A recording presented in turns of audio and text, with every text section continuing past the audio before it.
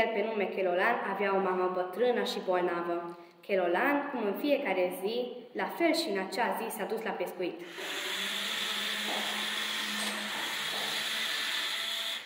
A ajuns la mal și a aruncat undița. Cu greu a tras-o înapoi și era agățat pe el un pește.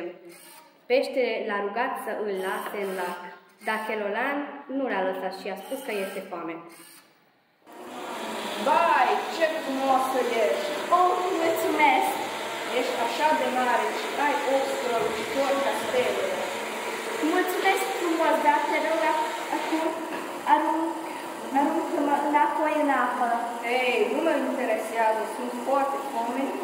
O să merg acasă și mănânc pe tine cu mama mea. Nu. Nu am ce să fac, avem nevoie de hrană. Kelolan s-a dus acasă.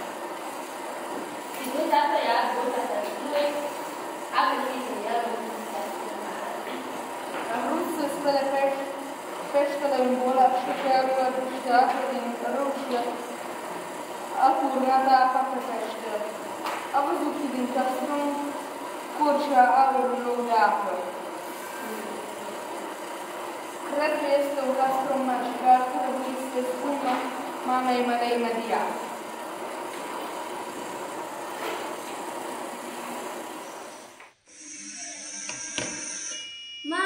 Mama, uite ce am găsit, un bol magic. Ce mă bucur și ce știe bolul. Dacă pui în ea apa, va deveni aur. Nu poți să crezi și ce vrei să faci cu bani. O să mănânc toată ziua mâncare delicioasă și vă construiesc palat mare. Și vei ajuta pe alții. Nu ajut pe alții. Eu am găsit bunul și e al meu. Mama a fost mirată pentru că fiul său, când a fost sărac, a fost foarte bun, dar acum este foarte rău. Kelolan, te-ai comportat foarte urât când ai avut mulți bani. Știu, mama, și eu îmi cer scuze. Te iert, dragul meu fiu. Mulțumesc, acum o să-mi cer scuze prietenilor mei. Kelolan a mers să-și cere scuze pentru comportamentul lăurit.